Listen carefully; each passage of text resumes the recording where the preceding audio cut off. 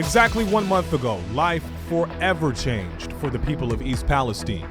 On February 3rd, a Norfolk Southern train carrying toxic chemicals derailed. 3 days later, to prevent a potentially deadly explosion, a controlled release and burn of the chemicals was performed, creating a plume of smoke visible on the Power of 5 radar. On February 8th, an evacuation order was lifted as air quality samples showed safe readings. That, however, did little to ease the concerns of residents.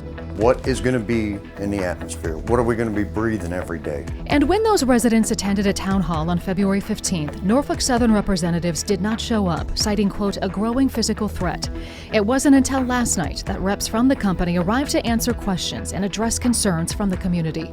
This has touched me on every level. This has touched my family. This has touched my friends. The government promises it will hold Norfolk Southern accountable, and the company says it will make things right.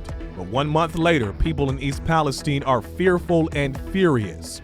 And they have a lot of questions about the village's future, any long-term health impacts, and what can be done to prevent this from ever happening again. Okay, so News 5 investigator Tara Morgan has been on this story from the very beginning. She's following through, returning to the village to get answers about the train's route, the cleanup, and chemical testing. And today she also found kindness and resiliency. 1 month later, the need is strong in East Palestine. Oh, it's a blessing. These people are so wonderful. For supplies and answers. It reminds us that it could be any one of us at any point. On this day, lines for supplies stretch down neighborhood streets in all directions. Water pallets, canned goods, cleaning solutions, and dog food. I wanted the dog food. Donations from Good Samaritans and businesses. They're not here because they want a handout. They're here because they need it. Not far from there, a familiar sound and the cleanup by Norfolk Southern.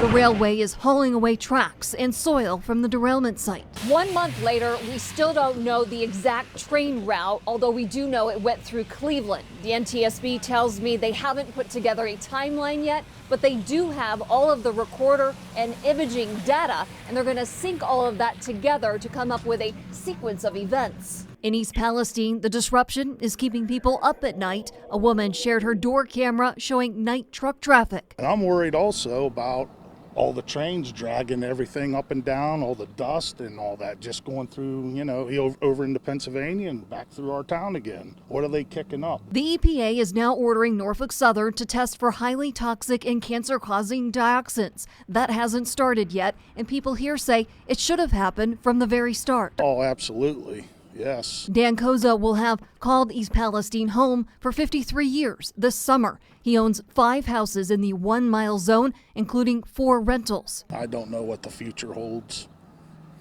My business could be ruined. What about the controlled chemical burn early on? The EPA says it did not order it, that the local fire chief who was in charge made the decision with Norfolk Southern, local law enforcement, and Ohio response officials. I wake up, my chest is hurting. My throat's like clogged up, my ears, coughing. 1 month later, people tell me there should be health screenings, so down the road, doctors can look back and compare.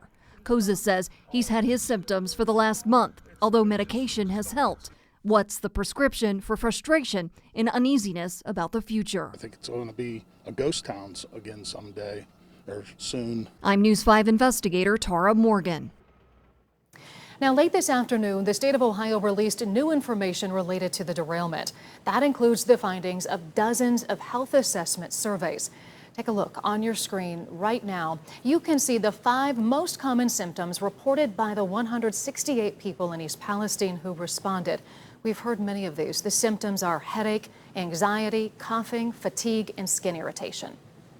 Okay, so even more debris from that train wreck is headed right here to Northeast Ohio. Ross Incineration Services in Grafton will accept 150 more tons of debris. Earlier this week, we reported 40 tons of debris from the wreckage was brought there. The CEO says incineration is the best available technology to safely handle this material. We have been reporting from East Palestine since the train derailed exactly 1 month ago, and we are committed to telling the stories there as the residents fight for answers. You can find the latest developments and a timeline of events on our website, news5cleveland.com.